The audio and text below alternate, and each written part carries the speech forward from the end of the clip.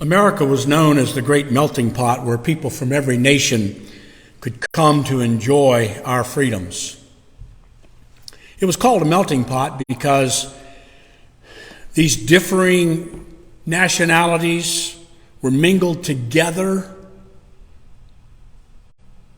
in what we call the great experiment of democracy. Our founding fathers wanted this to be a place where every person, regardless of race, creed, or economic status, could pursue their individual dreams. The melting pot image may no longer be valid as we have degenerated into the place where each person is demanding his or her own individual rights without regard to society. We've become more like a salad bowl, with each person maintaining his or her individual identity without commingling with others. In our time, we have witnessed the progression from tolerance to intolerance at almost every level of society. Our nation is divided into polar opposites at either extreme of the spectrum of politics and faith. This has brought about an almost warlike attitude among the populace as anger has replaced what was formerly just a benign indifference. However, neither a benign indifference nor anger is a good environment for growth to maturity as a nation, as a people, as an individual. Now, the Apostle Paul gives us a potential solution to the problem which apparently has been overlooked by many people. In Romans chapter 12 and verse 18, he says, "If possible, so far as it depends on you, live peaceably with all." We should notice at the outset, though, that this is a conditional type of command which renders it more like a suggestion than it is a command. He qualifies this command with two conditions. Number one, if possible. Number two, as much as you can. Therefore, we must acknowledge that it may not always be possible to live peacefully with everyone. However, that should never, ever be said about you. It should always be possible for anybody else to live peaceably with you, with me, with us. We should be a people with whom it is easy to get along with. There should be nothing within us which causes the angry person to act out his anger. Now, there are some people for whom their anger is so deep-rooted that the only way to avoid making them angry is to not be in their presence. We probably all know someone like that. But if we find ourselves in their presence, then there should be nothing in our actions or words or tone of voice which would stir up that anger. That's why Paul says, as much as you can. We are to make the effort to be at peace. It is up to us. Now, the idea of peace is mentioned often in the Bible, and Jesus spoke often about peace. But he made two contrasting statements about peace that I find fascinating. And they're pertinent to our ability to live peaceably in this world. In Matthew chapter 5 and verse 9, he said, "Blessed are the peacemakers, for they shall be called the sons of God." Then in Matthew chapter 10 and verse 34, he says, "Do not think that I have come to bring peace to the earth. I have not come to bring peace, but a sword." Contrasting statements, possibly confusing statements put there together like that. What does it mean to be a peacemaker? There was a time in our nation's history when a Colt 45 strapped to the hip was called a peacemaker, but I don't think that was the fulfillment of that verse of Scripture. Is a peacemaker one who can stop a quarrel between two people? Yes, in a manner of speaking. But that is only peace between warring individuals. We've seen that numerous times with the Camp David Accords and other attempts at peaceful solutions between the Palestinians and the Israelis. That kind of peace may be brought about by a peacemaker. The same is true when a teacher breaks up a fight on the school playground. In that place, the teacher functions as a peacemaker. However, there's a, how should I say it, deeper, more intense level of a peacemaker that I believe Jesus was speaking about. Have you ever been in the presence of someone who just made you feel good to be there?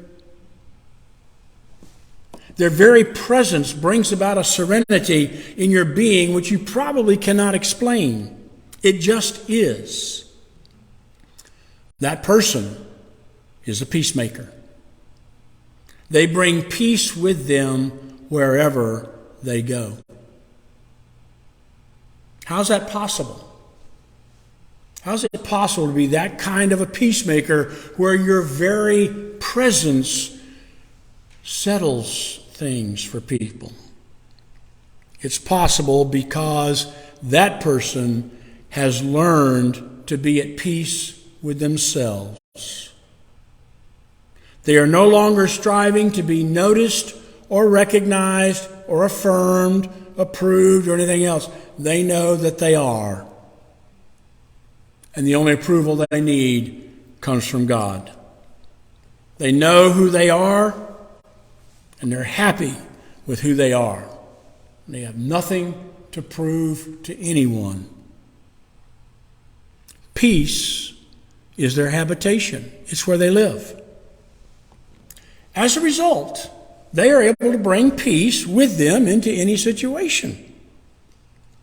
However, with that also comes the second of Jesus' statement about the sword.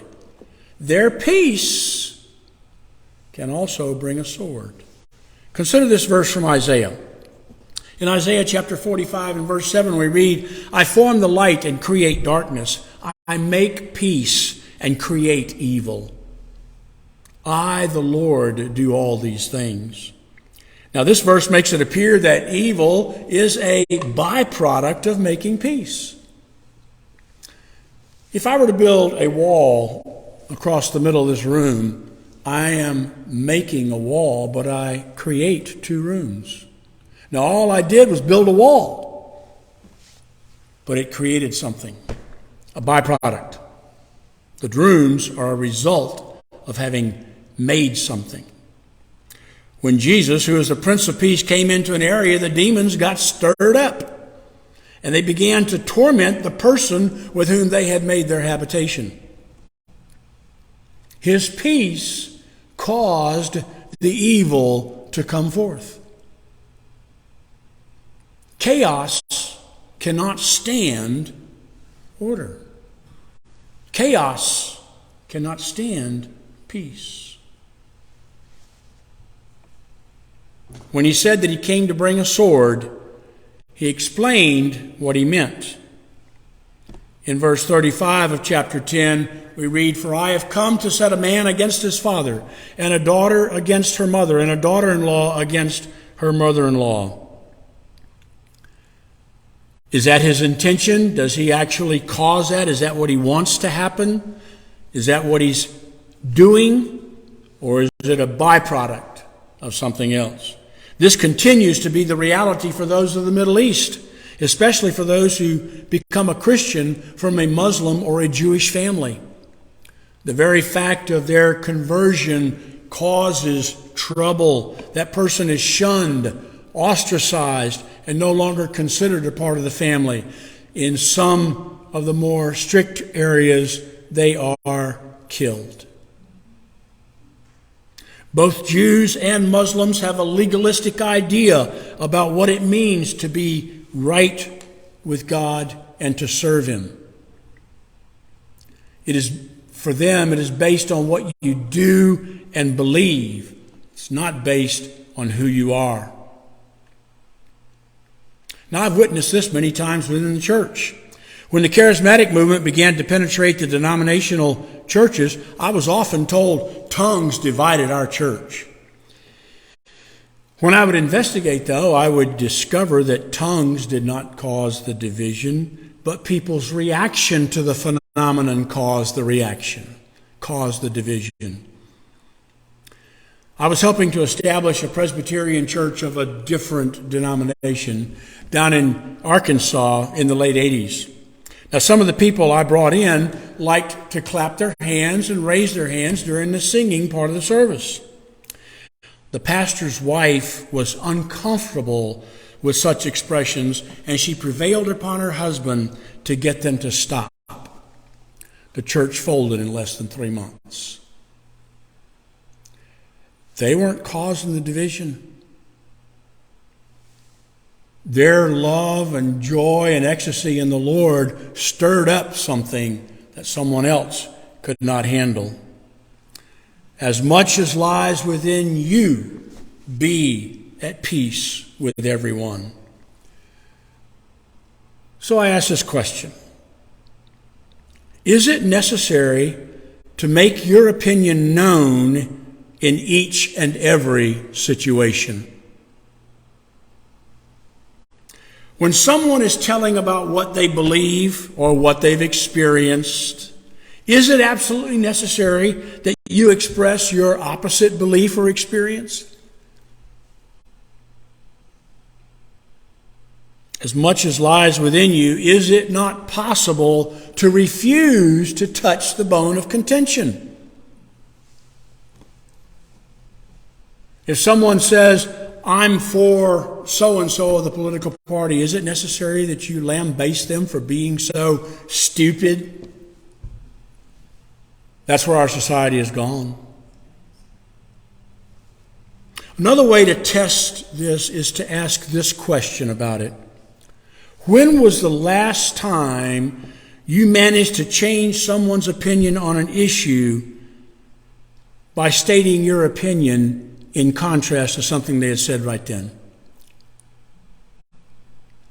Now, we've all experienced people changing their opinions and actually coming around to what we believe.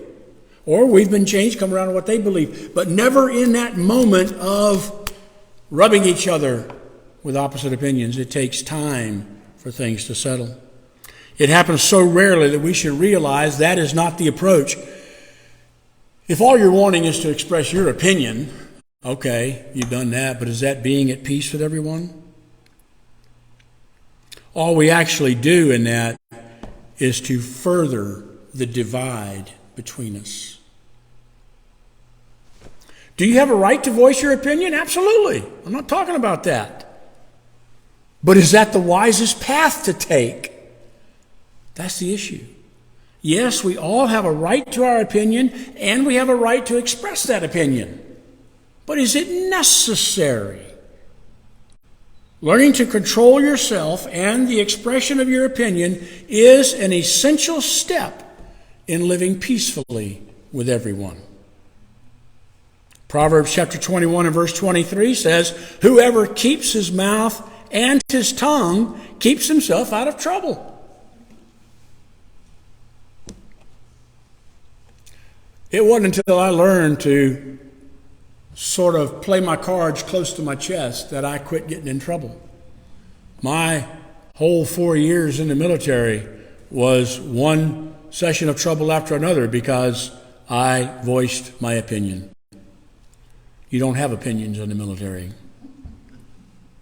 How many arguments are started when the second opinion is expressed? Was the opposing opinion necessary?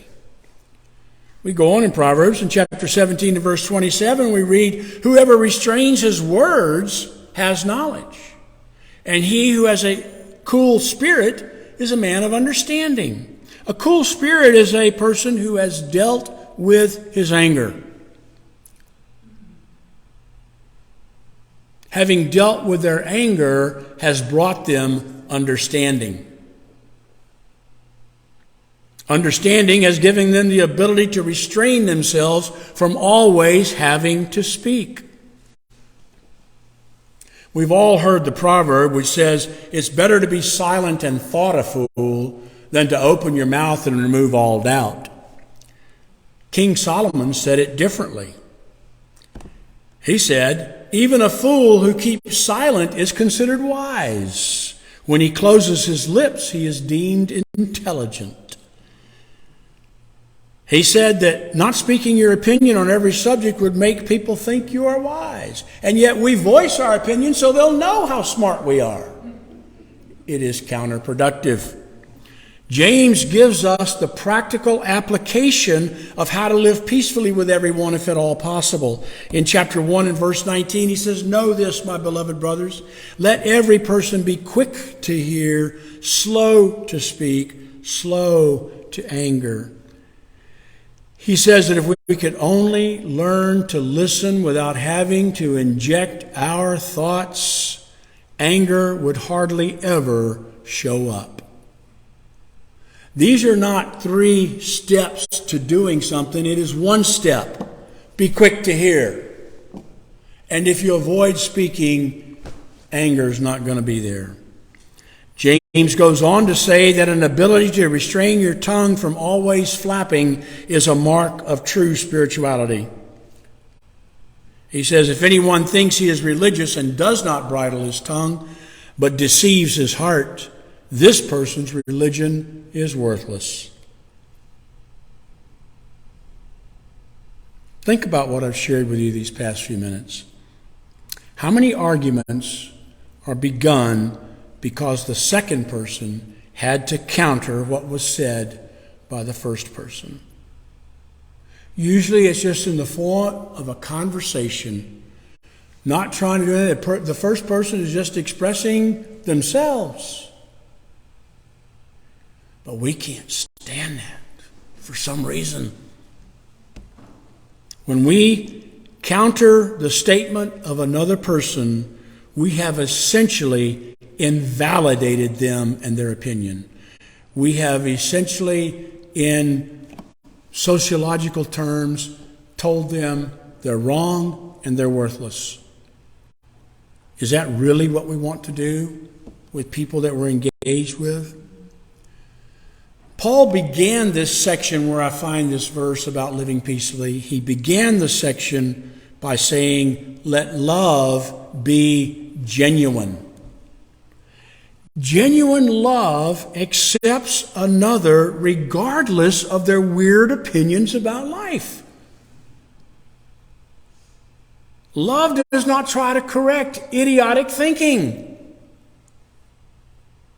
Now, I should say, love doesn't try to correct what appears to be idiotic thinking. That would be closer to truth. But for us, when we hear that, we think it's idiotic. Okay? And love doesn't try to correct idiotic thinking. Love lives a life which exposes a less than true manner of thinking. It is in the life that we live, the love that we show, the acceptance that we grant, that allows another person to be able to hear what they've actually said and possibly come to an understanding that, well, that just wasn't so bright, was it?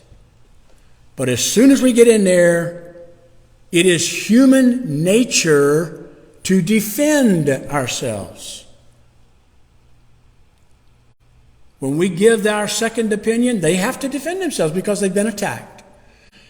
You see it when somebody does it to you. If you've expressed your opinion and somebody comes back, boom, battle's on. Doesn't have to be. If we could master just this one single aspect of living together in the melting pot of America, we could then be able to move toward a peaceful coexistence with those with whom we disagree. I urge you, therefore, to let love be your guiding light rather than your thoughts about what is right.